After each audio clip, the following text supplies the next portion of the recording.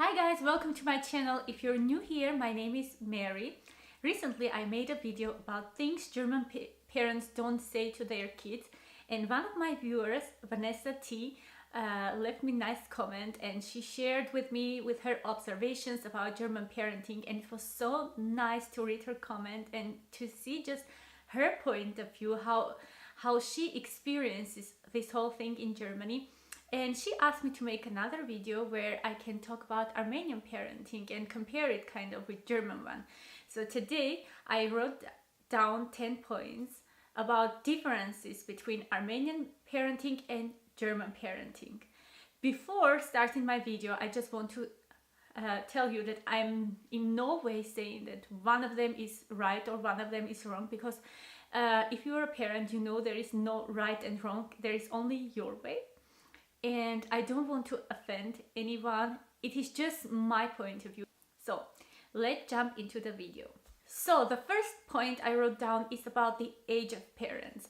In Armenia, people tend to get married in their early 20s and they get pregnant almost right away and start a family. And whereas in Germany, people start a family after they're 30. They want to study first of all, they want to travel the world, they want to work, build a career, live with someone for a couple of years before they figure out if they fit together or not, and then think about having kids. And mostly they are having kids after 30, 35, even 40. Whereas in Armenia, if you're having with 30, people are gonna think you're too late already. So the next thing I wrote down is about the structure of the family. So Armenian families, young married couple, live mostly, not always, but mostly they live with an in-laws together. I mean, it's a big family. It's a family where all the people are involved in raising your child, and you get a lot of advice from them and a lot of help. Whereas in Germany, you are alone. You're alone with your husband and your child.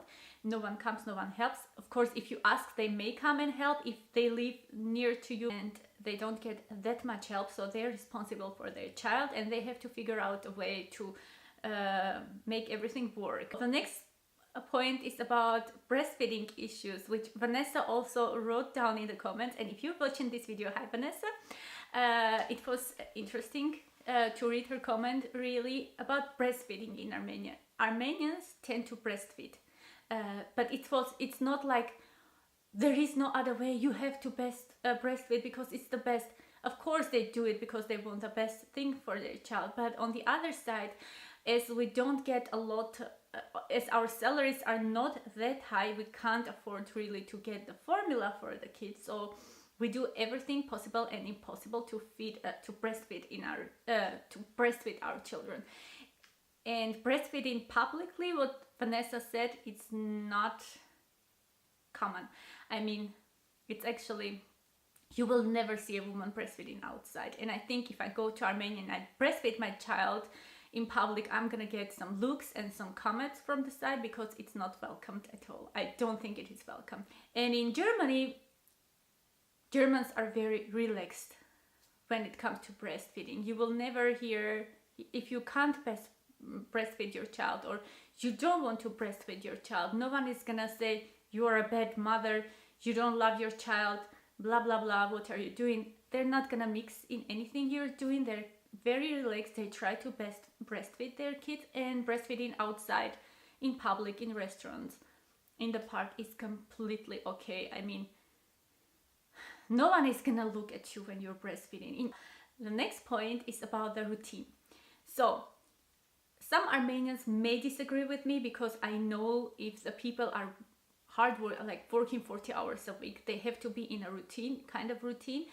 But we're talking about the whole picture here, especially, let's say, Yerevan, the capital, is completely different from the rest of Armenia. It's really different from the rest of Armenia, but the rest of Armenia is still Armenia, so I can't just talk about the people in capital. I am talking about the big picture, about the society there.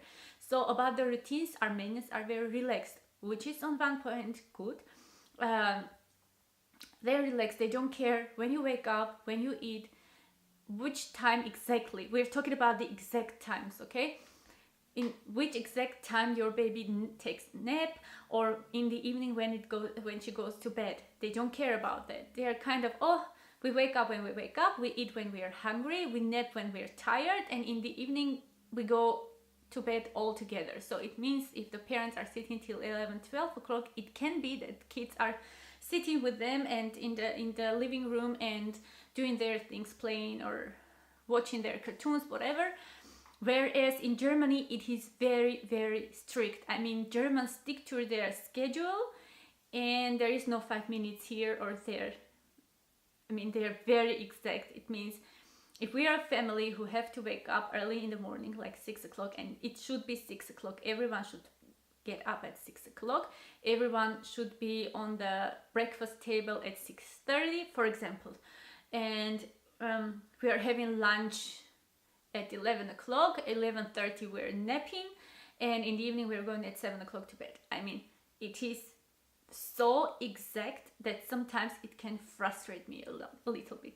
I like it. I am a routine person right now, but I have to say in the beginning I was like, I had only one schedule thing, that Audrey has to be in bed at 8 o'clock straight.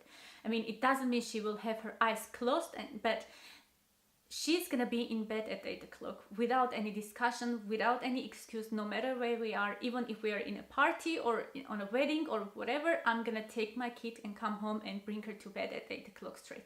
The next thing is about the fresh air. Here, when talking about Armenians, I have to say there is a difference between Armenians who live in the village, on the countryside, and Armenians who live in the city. When you live in the countryside, you're kind of outside all the time. And if you live in the city, yes, they try to go out and take a walk, or they send the kid with the grandparents a little bit for a walk, but it's not something holy. It's not something so important. For them, it is not as important as it is for Germans. Germans, they had breakfast, they're going out. Especially when their parents were at home. I mean, where the father works and mom is at home, or one of the parents is at home. They're having breakfast, they're going out. They go out, they play as long as it is like lunchtime, they come home, they have lunch, they go to bed, they get up, go out, eat and go outside again before dinner time, till dinner time. And in Armenia, it is not like that. If I don't feel like going out, I'm not gonna go out. Or if I don't like the weather, I'm not gonna go out. If it's too sunny, rainy, windy, cold, whatever, or oh, I have to do so much household, I have to wash the dishes, I have too much, I'm tired, I'm this and that, I have to cook, then I will just leave the child at home. So the next point I wrote down is about the way kids look, and this was again something that Vanessa told me, that wrote down, because I said that Germans are dressing the kids comfortably just to play outside, and she found a little bit odd that kids can go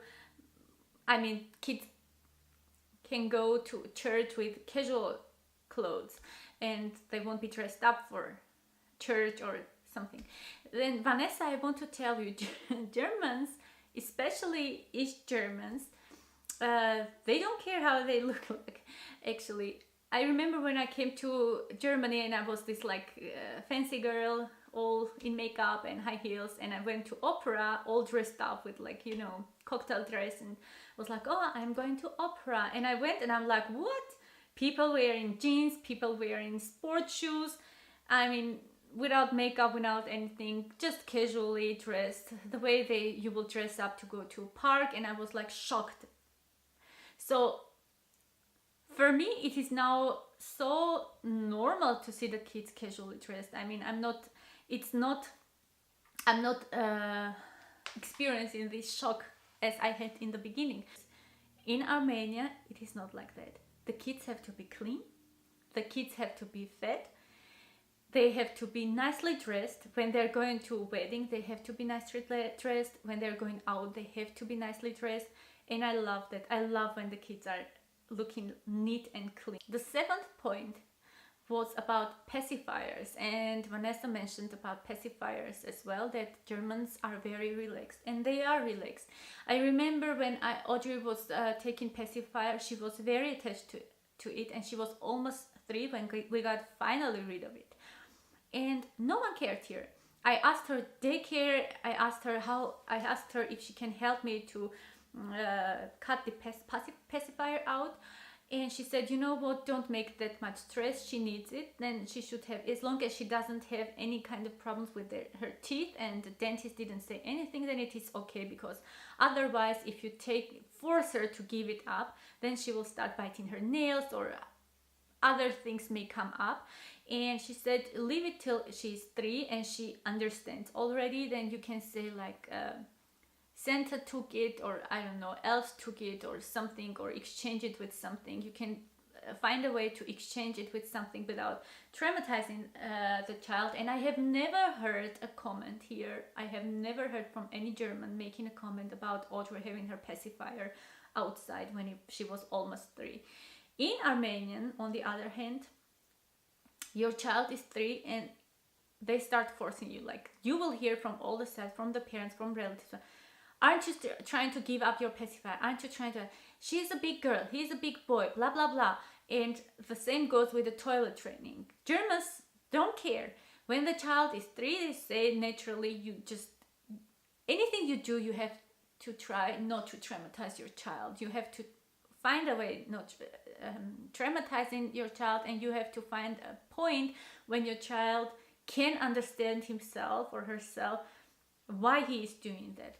Whereas in Armenia, they're forcing the child to go to a toilet. The next thing, which was interesting for me to think about, how the parents treat their kids. In Armenia, they raise the kids in a way so they will be well behaved outside. Like, it's about what people will think. I told you that before. If you're dressed up, you dress your child up because the people may say she's not dressed, she's dirty, the mother is bad. And at the same time, they teach kids a lot of poems, sing songs, and things, different kinds of things. And they're like, oh, if you have a family gathering or something, birthday party, like, I don't know, let's call us Anna, now tell us a poem, sing us a song, or I don't know what.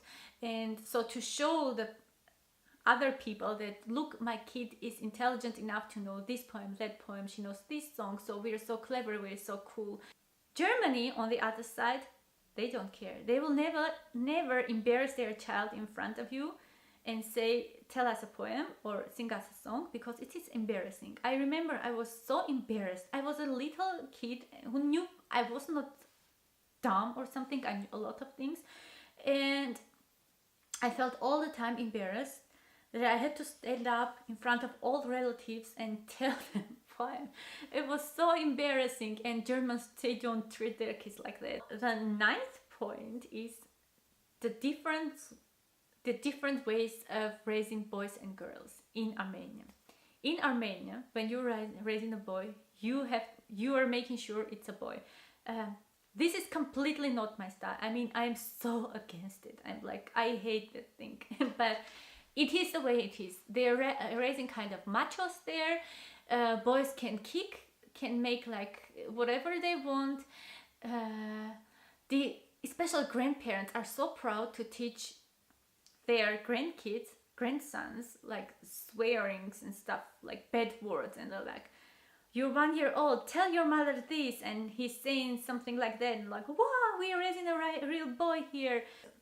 The girls, on the other side, they're raised to be like humble, they're raised to be tolerant, shy. You are a girl, you are not allowed to do this, that, because you're a girl, constantly listening that. And I can only imagine an Armenian boy playing with a doll. That will be so embarrassing experience. The people will embarrass him so bad. I don't think it will be normal. I hope it is getting better. I really, really hope that with the generation change, it is getting better, because we are changing a lot. In Germany, no one cares. If it's like a Halloween, your son can go to school dressed up like a princess. No one is gonna make fun of him. And the last point, again, from Vanessa's observations, is about spanking. Spanking in Germany, as she wrote, is verboten. I mean, you're not allowed to spank your child in Germany. And I am completely, with hands, with legs, with everything, for that concept. No violence is allowed against any child, any animal, on any person, or anything breathing, or even not breathing. I am against violence completely. Whereas in Armenian, spanking is normal. Like, your child did not obey, you said him once, he didn't obey, you said him twice, he didn't obey, third is spanking already. If you just spank, your child should be happy, because it can get really, really ugly sometimes, and I hate that. I think there are a lot of other ways to discipline your child, and one of them, you start with yourself. If you want your child to do something, to obey, you have to start from yourself. You have to start disciplining yourself before disciplining your child, and violence is not okay. So you guys, that was it for today. I hope you liked this video and found it interesting, and I hope you didn't get offended on my comments. I didn't want to offend anyone, really. It is my observation, it is my feelings that I expressed, it is my opinion, my point of view. It's what I experienced in Germany as well as in Armenia, and I know a lot of things I say may be too old already for Armenians, because obviously when you don't live in a place for nine years, you're not allowed maybe to talk about stuff and say, in Armenia it is like this, because a lot of things have changed there.